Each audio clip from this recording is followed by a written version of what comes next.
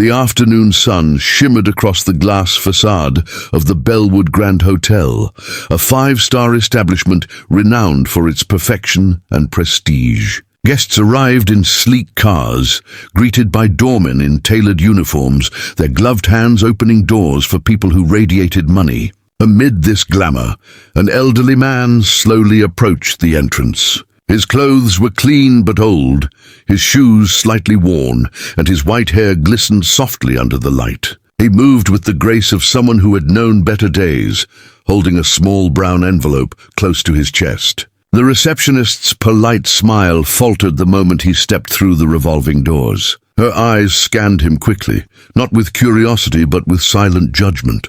"May I help you, sir?" she asked, her voice clipped, cautious. He nodded gently and said, "I'm here to see the manager." "It's about a booking." Her expression tightened. "Are you sure you're in the right place?" The question carried more insult than concern.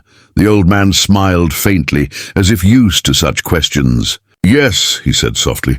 "This is Bellwood Grand, isn't it?"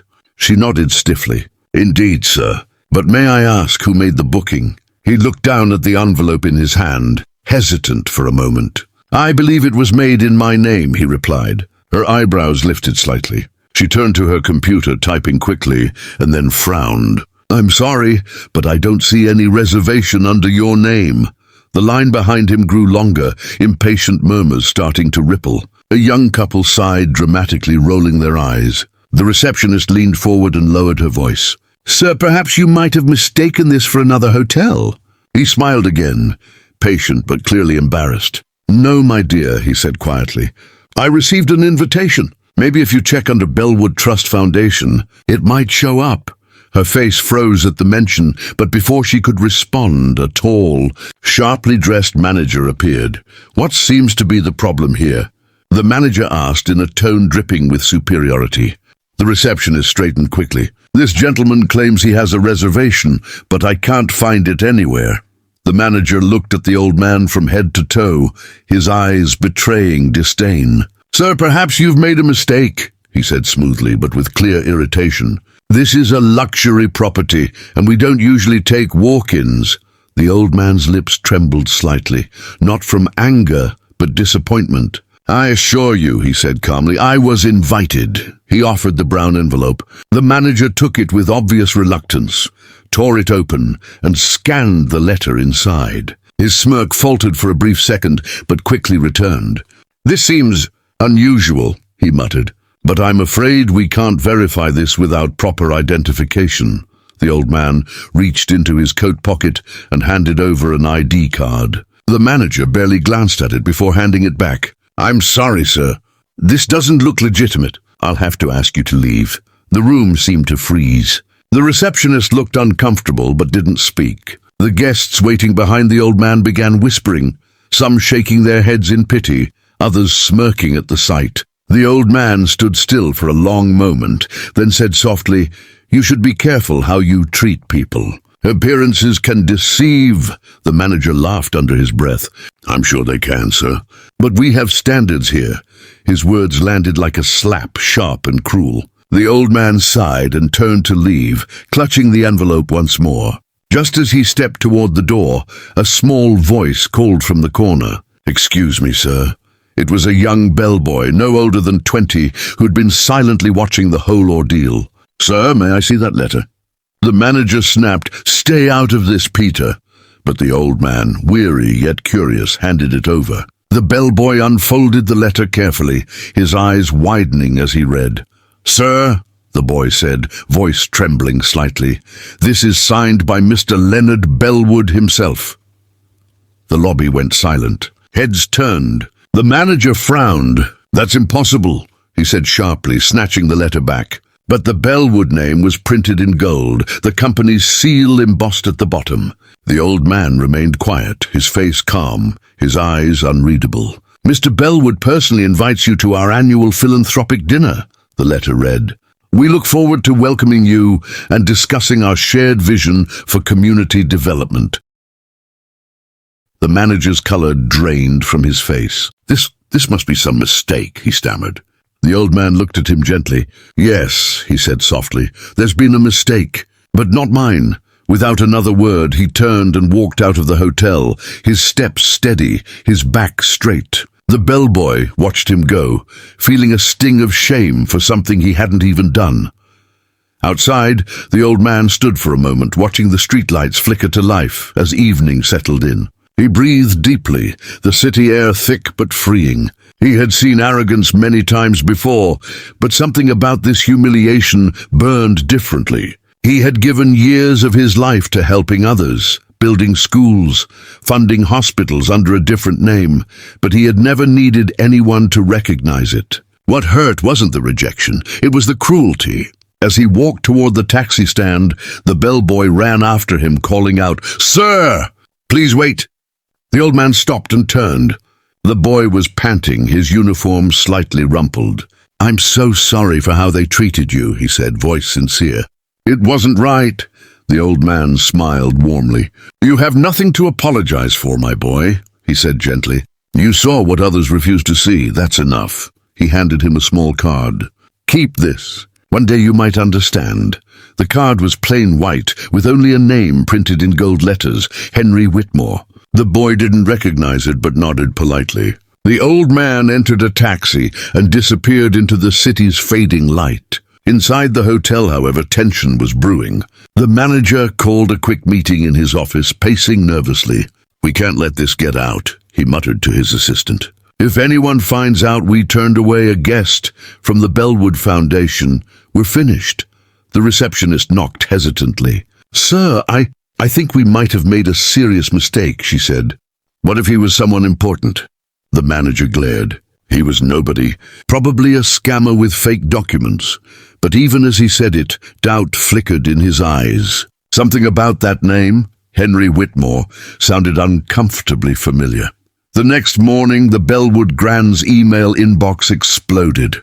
Dozens of messages poured in from media outlets and corporate offices asking for confirmation of an incident involving a prominent philanthropist being refused entry. The manager's stomach dropped. He clicked on one of the articles and froze. The headline read, "Renowned investor Henry Whitmore, humiliated at Bellwood Grand, investigation underway." The article included photos taken by bystanders, Henry's calm expression, the manager's dismissive gesture, the golden logo of the hotel gleaming behind them. Social media was flooded with outrage. "How can a five-star hotel treat an elderly man like that?" One post read, "Money doesn't buy class," another said. The manager slumped into his chair, sweat gathering at his temples. By noon, the hotel's owner, Leonard Bellwood himself, had arrived. His face was thunderous as he marched straight into the manager's office. "Do you know who Henry Whitmore is?" he demanded. The manager stuttered. He claimed to have been invited by you, sir, but his name wasn't in the system because it was a private invitation." Bellwood barked. "Henry Whitmore has funded every major project this hotel foundation has ever launched. The man has donated millions to our causes, and you threw him out like a beggar." The manager's face turned ghostly pale. I didn't know, sir." Bellwood's voice was cold. "You didn't care."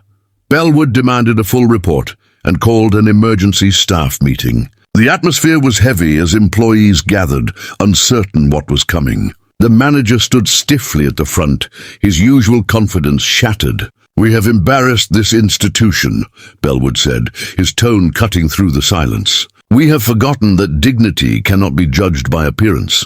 His gaze shifted toward the receptionist, who looked on the verge of tears. "And you," he said, his voice softening slightly, "you followed your superior's lead, which makes you guilty of nothing but obedience. But this hotel's culture will change, starting today." The staff stood motionless, guilt and fear written on their faces. Outside, reporters were already gathering. Bellwood personally called Henry, but the old man didn't answer. Instead, an assistant from the Whitmore Foundation responded, saying Mr. Whitmore preferred privacy. "He has no interest in lawsuits or publicity," the assistant said. "But he has requested that the Bellwood Grand Hotel suspend its charitable partnership with the foundation, effective immediately." Bellwood's heart sank.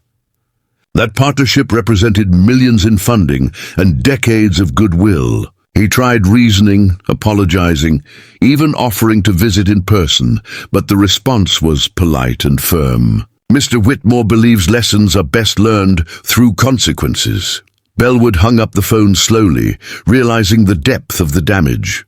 That evening, the entire city buzzed with the story. News channels replayed the humiliating scene on loop, and internet commentators dissected every second of the video captured by a tourist's phone. The image of the old man's calm face as he was turned away became a symbol of silent dignity. Meanwhile, inside his modest home on the city's outskirts, Henry Whitmore sat quietly, sipping tea and reading through the flood of messages sent by well-wishers. He didn't seem angry, just disappointed. A friend sitting nearby asked, "Henry, will you let them get away with this?" Henry smiled faintly. "Karma doesn't need help," he said softly. "People reveal who they are when they think no one is watching." His tone carried both pain and wisdom, the kind that comes only after a lifetime of seeing human nature unfold. He folded the newspaper neatly and set it aside, then looked out the window at the quiet night beyond. The next morning, chaos gripped the Bellwood Grand Hotel. Reporters swarmed the entrance, flashing cameras and shouting questions at the staff. Guests cancelled reservations in protest, and online reviews tanked overnight. The manager, his composure gone, tried to slip in through the back door, but he was caught by a cameraman who demanded answers. "Why did you throw out a respected philanthropist?" the reporter asked. The manager muttered excuses, avoiding eye contact, his voice shaking. Inside, Bellwood's board members held an emergency meeting, their faces grim. "We can't afford this scandal," one of them said. "It's destroying our reputation." Bellwood rubbed his temples. "I know," he replied. "We're going to fix it, but not with money. We're going to earn back our respect." Determined to make amends, Bellwood decided to visit Henry in person. That afternoon, he arrived at Henry's humble home without cameras or assistants. He knocked gently, and after a moment the door opened. Henry looked surprised but not unkind. "Mr. Bellwood," he said quietly. "I didn't expect you." Bellwood bowed slightly. "I came to apologize," he said sincerely. "Not as a businessman, but as a man who failed to see what his own hotel had become." Henry motioned for him to sit. "It's not your failure alone," he replied calmly. "It's a reflection of a world that judges worth by appearance." Bellwood nodded, guilt written on his face. "I built that hotel to represent excellence," he said. "But somewhere along the line, we forgot that excellence begins with how we treat people." Henry's eyes softened. "You remember now," he said. "That's what matters." Bellwood asked if there was any way to make things right. Henry paused for a moment before answering. "You can't undo humiliation," he said gently, "but you can prevent it from happening again." He leaned forward. "Start by creating opportunities for those who can't afford luxury but deserve respect. Build something that gives back, not just something that impresses." Bellwood listened intently, realizing that Henry wasn't looking for revenge. He was offering wisdom. When Bellwood left that evening, he carried more than guilt. He carried a mission. The following week, Bellwood announced a new initiative, the Whitmore Program, designed to provide free hospitality training and employment for underprivileged youth. The announcement went viral instantly, praised as a meaningful act of redemption, but the manager who had humiliated Henry was not part of this redemption. When reporters confronted him again, he avoided their questions and eventually resigned under public pressure. Days later, he received a letter in the mail, an offer for a basic job at one of Bellwood's community hotels, signed by Henry Whitmore himself. The note attached read, "Everyone deserves a second chance, even those who forget their own humanity." The manager stared at the letter for a long time, tears filling his eyes. He realized that the man he had dismissed as a nobody had more grace and dignity than anyone he had ever known. He took the offer not out of desperation, but gratitude, determined to rebuild his character. Months passed, and the Bellwood Grand Hotel transformed completely. The staff underwent empathy and humility training.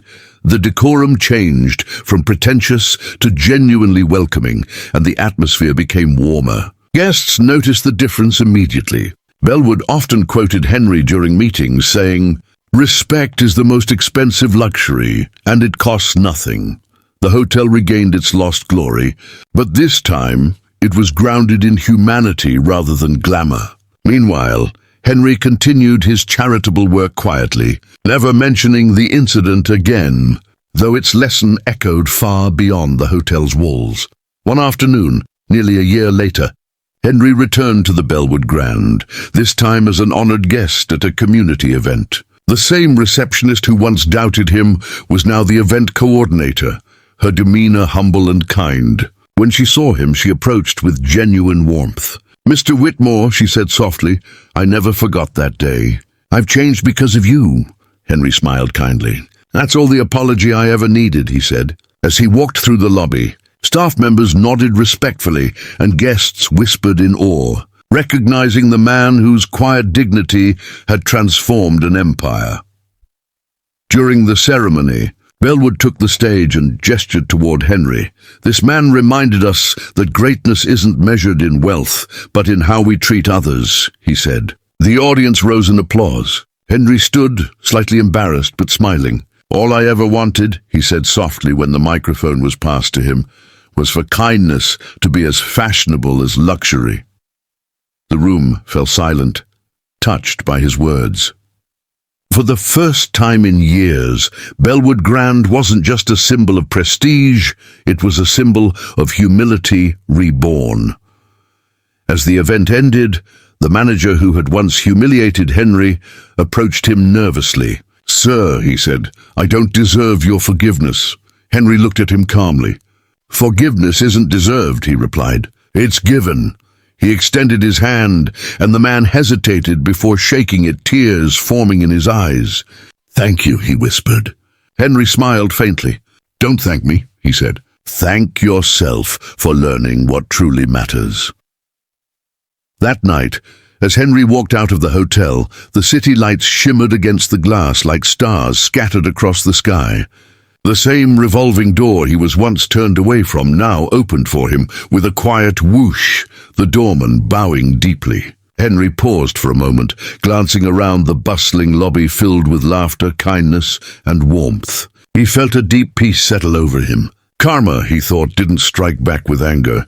It simply revealed truth. He stepped into his car, the gentle hum of the city fading behind him, carrying with him the quiet satisfaction that justice had been served, not through revenge, but through change.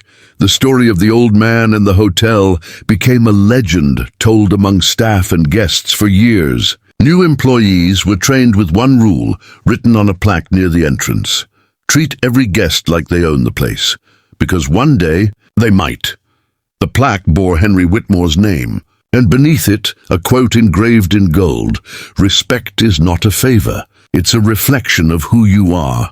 And though Henry lived the rest of his days quietly, his lesson lived on, reminding everyone that true wealth isn't measured in gold or marble, but in the simple power of kindness. Weeks later, as time moved forward and the media's frenzy faded, Henry returned to his peaceful daily routine. He often walked through the local park in the early morning, greeting vendors and feeding the pigeons by the fountain. Despite his fame, he remained humble and kind, never drawing attention to himself. People whispered about him, some recognizing him from the headlines, but he never boasted or corrected anyone. One morning, while sitting on a bench, a young woman approached him shyly with her daughter. "Excuse me, sir," she said softly, "are you Mr. Whitmore?" He smiled, nodding modestly. "Yes, that's me." She explained how his story inspired her to start treating everyone in her workplace with kindness, no matter their appearance or position. The little girl handed him a small paper flower she had made. Henry took it carefully, his eyes glistening with emotion. "This means more to me than you can imagine," he said gently. Meanwhile, the Bellwood Grand Hotel continued its transformation. The Whitmore program expanded to dozens of cities, training thousands of young people from underprivileged backgrounds in hospitality and service management. It became a movement, a new philosophy in the industry. Journalists often asked Henry to speak publicly about his experience, but he always declined, saying, "The lesson doesn't belong to me." It belongs to everyone who chooses compassion over judgment. Bellwood respected this deeply and ensured that every new hotel employee learned about that day, not as a story of shame, but as a reminder of growth. The hotel began hosting community events, free meals for the homeless once a month, and charity auctions that funded education for orphans. The same walls that once echoed with arrogance now vibrated with empathy. One crisp autumn morning, Bellwood received a handwritten letter. It was from Henry. The message was brief but profound. You rebuilt something beautiful, not just a hotel, but hearts. Enclosed was a check made out to the Bellwood Foundation for a large donation, enough to expand their community programs. Bellwood smiled as he read it, knowing Henry didn't do it for recognition. He called a staff meeting that afternoon, reading the letter aloud. Many employees were moved to tears. Let this be our compass, Bellwood said. Not success, not profits, but humanity. From that day forward, the hotel's motto,